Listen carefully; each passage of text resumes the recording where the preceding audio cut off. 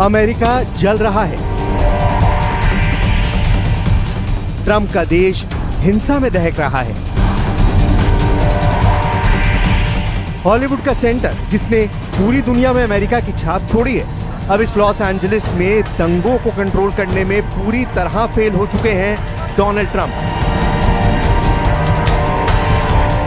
सड़कों पर सेना उतारी जा चुकी है।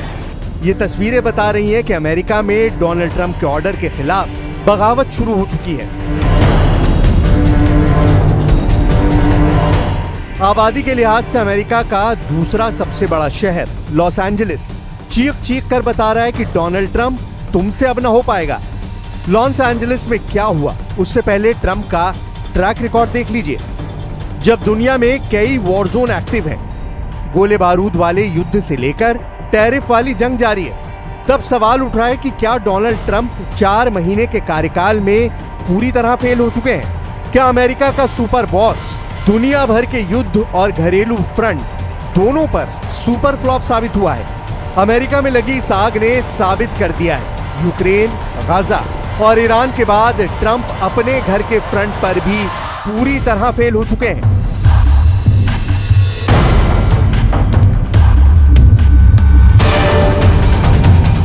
क्योंकि आग ट्रंप के बुझाए नहीं बुझ रही। अब समझिए कि आखिर लॉस एंजलिस में हुआ क्या जिसने इस आग को इतना भड़का दिया कि लपटें 3500 किलोमीटर दूर व्हाइट हाउस तक पहुंच गई। जो हिंसा आप देख रहे हैं यह अमेरिका के लॉस एंजलिस में अवैध प्रवासियों पर कार्रवाई के खिलाफ भड़की है। पुलिस पर पथराव हो रहा है, पुलिस की गाड़ियां जलाई जा रही हैं। यहां एक अंडरपास से गुजर रहे पुलिस के काफिले पर घात लगाकर हमला हुआ। एक साथ पुलिस की कई गाड़ियां यहां फंस गईं और सबको लगा कि भीड़ पुलिस को घेर कर मार डालेगी। हालात बहुत ज्यादा खराब हैं। नौबत अब सड़कों पर सेना उतारने की आ चुकी है। डोनाल्ड ट्रंप के ऑर्डर पर अवैध प्रवासियों को अमेरिका से धक्के मार कर निकाला जा रहा है और इसी एक्शन के खिलाफ इन लोगों ने सड़क पर उतरने का फैसला किया। Y'all told us to come here for opportunity. We came, and then now it's like, oh, you have to leave. But when I was the working class, y'all loved me, right? But now that we're too many people, what's the issue? Los Angeles America के पश्चिमी तट पर New York के बाद दूसरा सबसे बड़ा शहर है। इसका क्षेत्र लगभग दिल्ली के बराबर ही है। लॉस एंजलिस में ट्रंप की डिपोर्टेशन पॉलिसी तेजी से लागू की जा रही है, जिसके तहत 6 और 7 जून को अवैध प्रवासियों के खिलाफ अभियान चलाया गया और टारगेट रखा गया रोजाना 3000 अप्रवासियों की गिरफ्तारी। अभी अमेरिका में रोज अवैध रूप से रह रहे 1500 से ज्यादा लोगों को पकड़कर देश निकाला दिया जा चुका है। लॉस एंजलिस में मेक्सिको से आए अप्रवासियों की तादाद बहुत ज्यादा है। यहाँ कैलिफोर्निया राज्य का बॉर्डर भी मेक्सिको से लगता है, जो 226 किलोमीटर लंबा है। ट्रंप सरकार के इसी एक्शन के खिलाफ लॉस एंजलिस में गुस्सा भड़क गया। हजारों लोग सड़क पर उतरे और फिर हालात बेकाबू हो गए। इन लोगों की झड़प पुलिस के अलावा ICE यानी इमिग्रेशन एंड कस्टम इन्फोर्समेंट के कर्मचारियों से हो रही है। टारगेट सरकारी इमारतें भी बनी है, पुलिस की गाड़ियां भी बनी है। लोगों ने स्प्रे पेंट से नारे लिखने शुरू कर दिए। हालात तब खराब हो गए जब यहाँ के एक मॉल में आग लगा दी गई और दुकानों में तोड़फोड़ तो शहर के कई कोनों में हो रही है।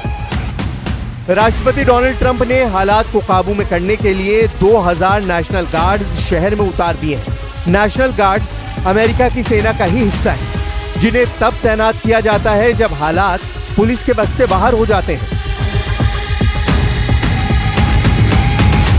Well, we're going to have troops everywhere. We're not going to let this happen to our country. We're not going to let our country be torn apart like it was under Biden.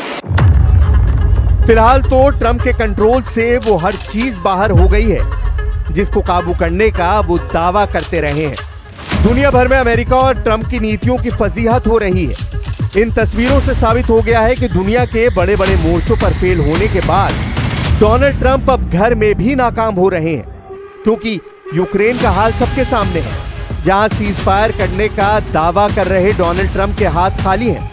Iran से भी America की बात चल रही है, लेकिन 5 round बातचीत होने के बाद लग रहा है डील फेल हो जाएगी।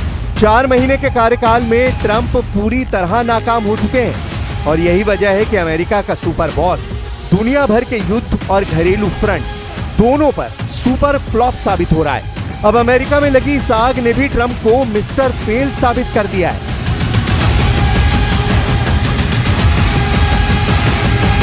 लॉस एंजलिस में बीच सड़क पर देखिए क्या हुआ। दंगों के बीच एक गाड़ी यहां फंस गई।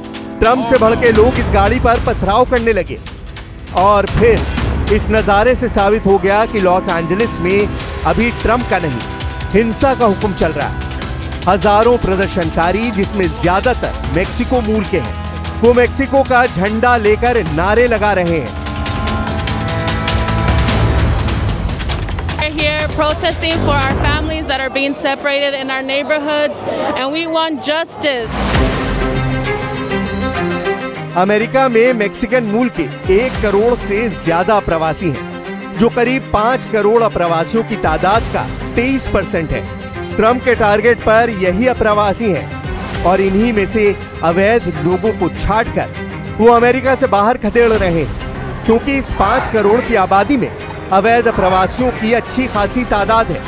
इसके अलावा अल साल्वाडोर, ग्वाटेमाला और होंडुरास के लोगों की बड़ी आबादी है, जो मेक्सिको बॉर्डर के रास्ते ही अमेरिका में दाखिल होते आए हैं। अब मेक्सिको के राष्ट्रपति ने पूरे मामले में दखल दे दिया है।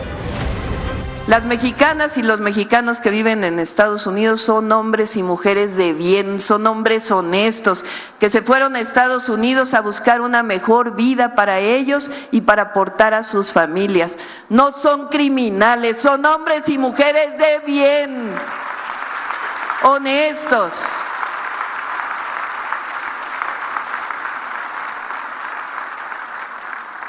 Tienen toda la solidaridad de su gobierno.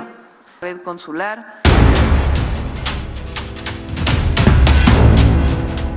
Los Angeles police, जो हॉलीवुड फिल्मों से पूरी दुनिया में बहुत मशहूर हुई है, उसकी करतूत भी देखिए। एक न्यूज चैनल की रिपोर्टर लॉरेन तोमासी जब इन दंगों की रिपोर्टिंग कर रही थी, तभी पीछे खड़े एक पुलिस वाले ने उन पर रबड़ की गोली से फायर कर दिया।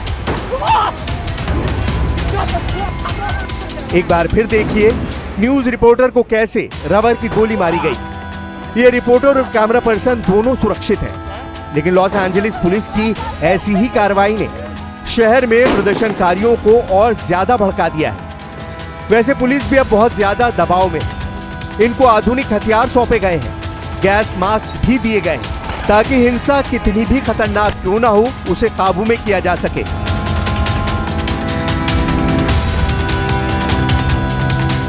डोनाल्ड ट्रंप ने अवैध लोगों को हटाने के लिए अमेरिका मेक्सिको बॉर्डर सील करने का वादा किया है, लेकिन अब ऐसे हंगामे और आगजनी ने साबित कर दिया है कि ट्रंप के दांत खाने के और हैं और दिखाने के और हैं, क्योंकि यूक्रेन, गजा और ईरान में नाकाम हो रहे डोनाल्ड ट्रंप की अब उनके घर में भी कोई नहीं सुन रहा, जबकि इस प्रदर्शन को अमेरिका के खिलाफ बगावत करार दिया जा रहा है। सड़कों पर जूझ रहे सुरक्षा कर्मी बहुत ज्यादा मजबूर नजर आ रहे हैं, शायद वैसे ही जिस तरह से ट्रंप यूक्रेन, गजा और ईरान को लेकर पूरी दुनिया में साबित हो चुके हैं।